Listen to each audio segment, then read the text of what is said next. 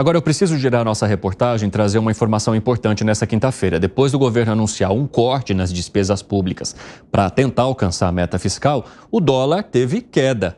O André Anelli vai trazer as informações para a gente agora. O Anelli, quem fez o anúncio e aonde serão feitos esses cortes? Quais os valores também? Conta tudo aí para nossa audiência. Bem-vindo, meu amigo.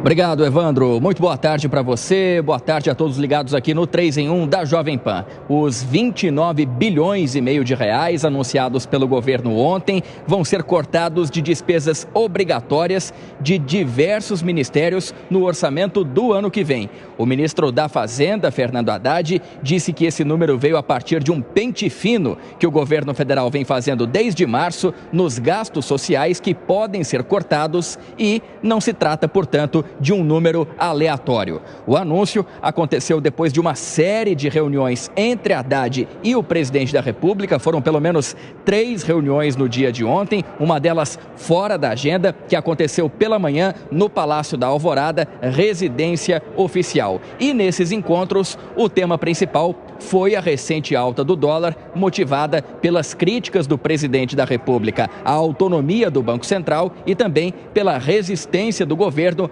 em cortar despesas. O presidente da República foi convencido pela equipe econômica sobre a necessidade de mudar o discurso e também a política fiscal e, com essa decisão, o ministro Fernando Haddad afirmou que o corte de gastos determinado pelo chefe do Executivo ainda vai ser detalhado. Esse número já está consolidado pelos próprios ministérios. Não é um número que planejamento tirou da cartola. Não, isso foi feito, por isso que levou 90 dias, um trabalho criterioso, não tem chute, tem base técnica, é com base em cadastro, com base nas leis aprovadas. Foi feito um batimento desses cadastros todos e nós chegamos a um número de 25,9 bilhões. E além desse anúncio de corte de gastos para o ano que vem, o governo também anunciou bloqueios e contingenciamentos já para esse ano. Esses valores vão constar no próximo relatório de despesas e receitas, que vai ser divulgado no próximo dia 22 de julho. Tudo, como disse Fernando Haddad, para que se cumpra o arcabouço fiscal que limita o crescimento das despesas de acordo com a arrecadação. Esses anúncios foram feitos na noite de ontem, aqui no Palácio do Planalto, e o mercado financeiro já demonstrou os primeiros efeitos hoje. Nesse momento, o dólar é negociado em queda de mais de 1%. A gente relembra que na terça-feira a moeda americana chegou ao maior patamar desde janeiro de 2022. Evandro. Muito obrigado pelas informações, Anelli. Ótimo trabalho para você. Alan Gani, o ministro da Fazenda, fala que vai atacar principalmente aqueles cadastros, né? Pessoas que estão cadastradas e que provavelmente não precisem mais de benefícios sociais que são concedidos pelo governo, entre outras frentes, com cortes em vários ministérios. Agora, é preciso olhar também que, no fim das contas, a análise que fazemos é: a água bateu nas nádegas do Ministério da Fazenda, para a gente não falar outra palavra, e para ver o dólar diminuir, não tem outro jeito, né? Foi preciso fazer o corte de gastos. Exatamente. Provavelmente alguém ali do Ministério da Fazenda chegou para o presidente e falou: olha, esse seu discurso contra o Banco Central ou de aumento de gastos não ajuda em nada o nosso trabalho, porque vai piorar as variáveis do mercado financeiro, o dólar vai para cima, os juros de mercado vão para cima e vai ter efeitos reais na economia. Então significa que vai pegar na inflação, vai pegar na atividade econômica e vai cair a popularidade do governo. Então o presidente provavelmente ouviu essa voz mais sensata dentro do Ministério da Fazenda, que inclusive foi a estratégia política do PT no primeiro mandato. O que eles fizeram quando assumiram o poder pela primeira vez? Mantiveram todas as reformas feitas no governo anterior, mantiveram o Plano Real, mantiveram o tripé macroeconômico para ganhar a confiança do mercado e surfaram muito bem uma onda internacional econômica positiva. Parece que aquele aprendizado do primeiro mandato, simplesmente o presidente esqueceu e alguém teve que falar para ele: Evandro, se você continuar com esse discurso, é a gente que vai pagar essa conta. Exatamente. Vitinho, até segura essas ilustrações aí na tela, né, enquanto eu falo aqui. É tão gostoso ver essas imagens, né, do dinheiro caindo ali. O difícil é fazer a conversão, né, Gustavo Segré? A conversão eu te faço rapidinho. Imagina, é uma calculadora ambulante isso aí. O difícil é pagar pela conversão. Sim, claro. Melhor colocando. Melhor colocar. Mas olha que curioso. Quanta gente do governo atribuía a subida do dólar às taxas de juros nos Estados Unidos. Então, pergunto para meu amigo Alangani. Desde ontem até hoje, a taxa de juros nos Estados Unidos mudou alguma coisa? Não, não mudou. Então, por que o dólar baixou aqui no Brasil? Pelo discurso do governo. Quando o mercado, que o presidente insiste em colocar como um inimigo do povo, não do governo, do povo, a culpa toda é do mercado. Quando o presidente coloca a culpa no mercado, o mercado fica nervoso, protege os seus ativos, o dólar vai para cima.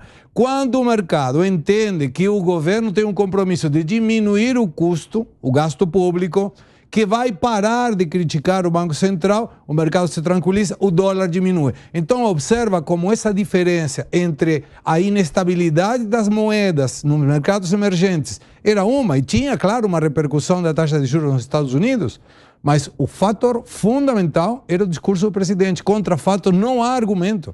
O dólar chegou a 5,70, fechou hoje a 5,48. Então qual é essa diferença?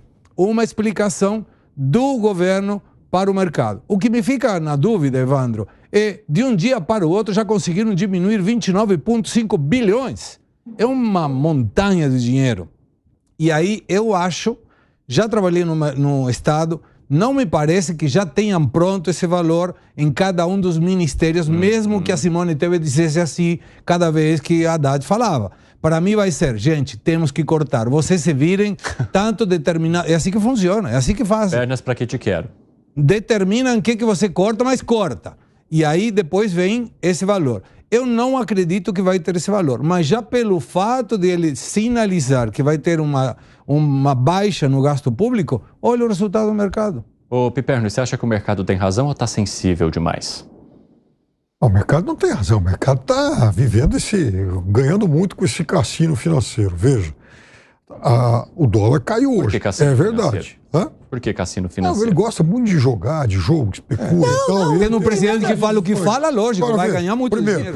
O mercado não é um ente abstrato, somos nós.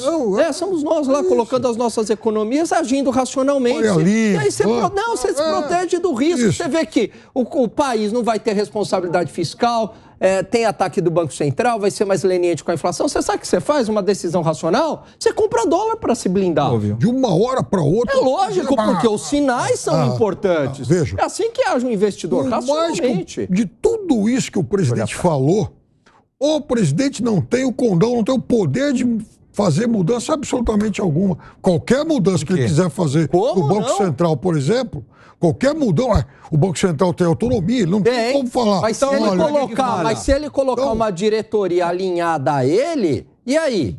Tem autonomia, mas se aparelhou, e aí? Exatamente. Aí ele vai dizer o seguinte, bom, nos meus dois governos anteriores... O epicentro, Piperno, o epicentro desse furacão é o Palácio do Planalto. Lógico. E outra coisa, ele tem, por exemplo, lá atrás, 8 anos de governo em que o Banco Central não tinha autonomia e o presidente do Banco Central fazia o que bem entendia.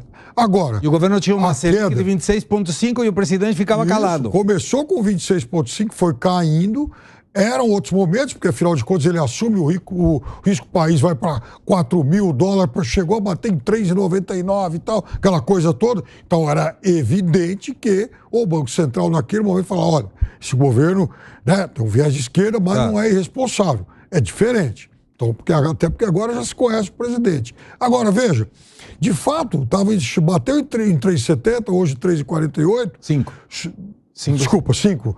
Mas aí que tá o negócio. A queda não foi porque anunciaram tudo isso, porque anunciaram os cortes. Até porque metade disso aí já caiu ontem, antes desses cortes serem anunciados. Não, o corte foi anunciado ontem. Não, ontem à noite. O corte foi anunciado ontem. Ontem já fechou em 5,50 alguma coisa. Os cortes foram anunciados Mas olha noite. só, Piperno. O mercado já estava fechado. Ontem não teve declaração... Só uma coisa... Senhores, vamos arrematando, porque já a gente tem break. Só uma coisa importante. Nesses últimos dias, o dólar subiu em 84 mercados. Não foi exclusividade do Brasil, não. Mas você está pegando nos últimos mas o Brasil dias, mas foi se você mais. pegar o movimento no último mês, o dólar fez assim com os juros aumentando aqui no Brasil. Ô Zé, tenho 40 segundinhos para você. Eu fico imaginando, tem alguma coisa estranha no mercado. Não se sobe e desce o dólar dessa forma. Muita gente perdeu muito dinheiro, alguns ganharam. Agora imagine as empresas que têm dívida em dólar. Tem alguma coisa estranha, foi diferente. E o epicentro disso aí é o governo. O governo tem que acalmar. E desta vez fez o contrário, jogou gasolina na fogueira.